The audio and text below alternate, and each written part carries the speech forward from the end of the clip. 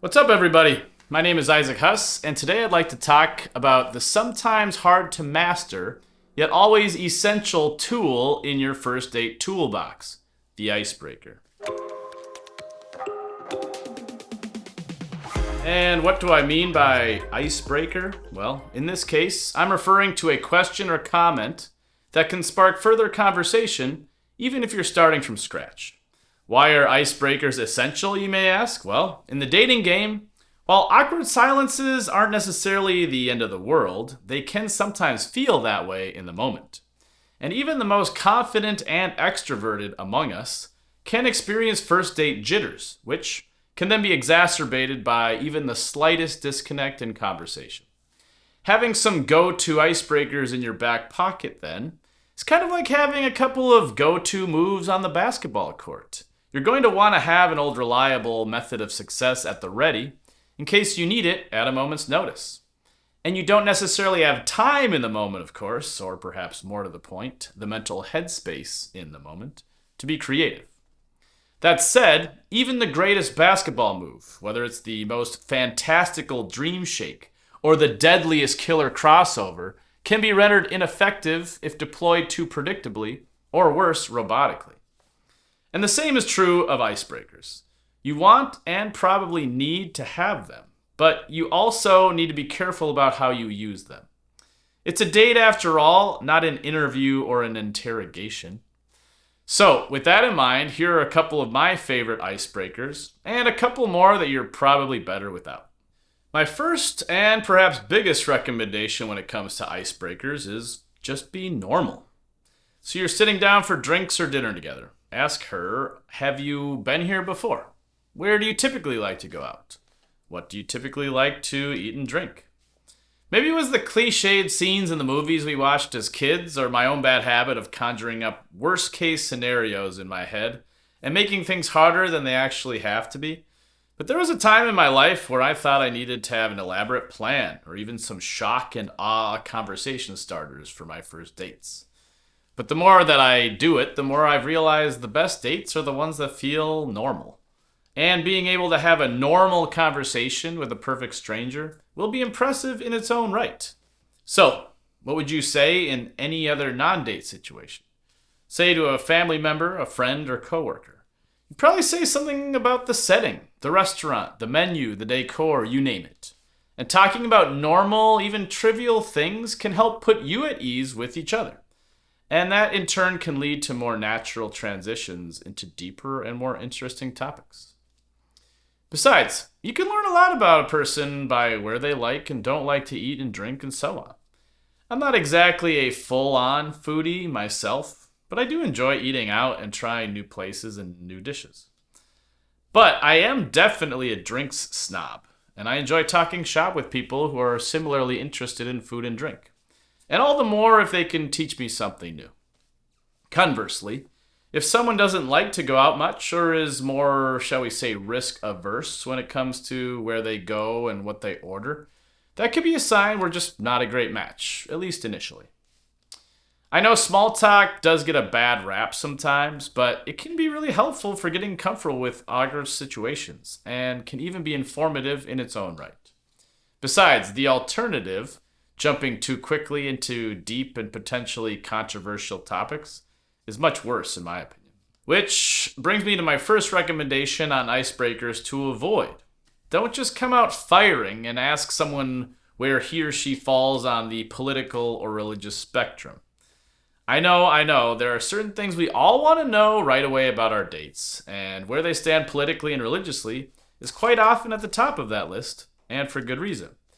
But I do not suggest breaking the ice with such a highly volatile question, if you will, for several reasons.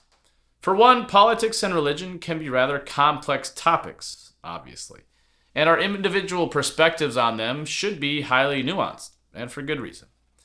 The same reason we consider them to be such important subjects should lead us to have thoughtful and intentional approaches to them, such that they wouldn't be easily distilled or expected to be easily distilled into polite conversation with a perfect stranger.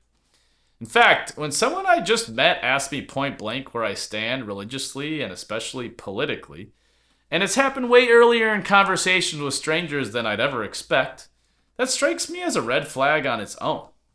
It suggests to me that the person asking is overly obsessed with finding someone perfectly sycophantic with her views on the subjects. Or she's simply not open to the idea of interacting with someone who might disagree with her. Or even that she's just a little too enthusiastic about debating the hot takes of the day. But neither of these scenarios are much more preferable than the others, in my opinion. This is not to say, of course, that you don't want to eventually find out where potential love interests stand on the important issues in our faith and culture. But those are better discussed in the context of a relationship, after you've actually gotten to know someone a little bit. Speaking of getting to know someone, I would recommend that you do a little homework before your date. Find out something that he or she is passionate about, which is often listed right there in the profile, and ask about it on your date. If you know she's interested in poetry, for instance, ask her about that. Find out what her favorite poets are and why she likes them. Ask how she got interested in poetry and if she's ever tried her hand in it herself. If you're meeting someone the old-fashioned way, you don't necessarily have the benefit of a romantic resume to study beforehand. So you can make it a little bit more open-ended, like, what do you like to do for fun? Or what sort of hobbies are you into? I like these sorts of questions better than the old, what do you do for work? Because, well, a lot of people aren't as passionate about the work they do. Some people can even be embarrassed about their jobs, or lack thereof. And others might have had a bad day at the office, or would just otherwise talk about anything else. Again, you're going to eventually want to know about his or her professional life, sure. But that's probably going to come up inevitably, and it can help when that happens more naturally. Better then to start with the premise of talking about something we already know that you like. Speaking of broaching potentially painful subjects, though, please avoid questions like, so, how's dating been going for you? Or worse, why are you still single? It's never occurred to me to ask something like that on a first date, but since it sure as hell occurred to other people, I feel like I need to address it. Sure, I can relate to the idea that you'd like to know the answer to how's dating been going for you. Or it's even more annoying prying sibling, why are you still single? After all, it's something that both of you obviously have in common. That said, asking a date how his or her dating life has been going is just kind of weird and frankly sometimes feels like a trap. If I say dating has been going really well, that makes me sound like a player and or I'm full of myself. If I say it hasn't been going well, that seems somewhat self-incriminating. As for why are you still single? I mean, come on. That sounds like it's an invitation to batch your ex or the female population in general, which I typically wouldn't recommend you do on a date with a member of the female population. And again, the alternative seems like an invitation to self-incriminate, which I'm typically not excited to do either. And frankly, if you meet someone who seems like he, for some reason, shouldn't be single, or otherwise has been single longer than she would prefer to be, well, you might consider that there has been, some what that has hit the fan in her dating history. Which, again, is worth inquiring about eventually. Just probably not on a lull in conversation on the first date. Remember, you're both on a date right now together. And hopefully you're both doing this whole dating thing in good faith and trust in God and his plan for the good things in your future. Why not focus on that instead of what's happened in the past? So, to sum it all up, I would recommend keeping conversation on first dates light and positive, and to resist the temptation to pry and probe out gruesome details or deepest, darkest secrets. Build up a rapport together and a level of comfort and trust, and the more weighting topics are sure to eventually come up more naturally and in a more satisfying way. All right, that's all I got for today. But what do you think? Do you have a go-to icebreaker too that has served you well? Or maybe you tried one that crashed and burned. I want to hear your wins, your glory stories, maybe even a horror story or two, if you're so inclined.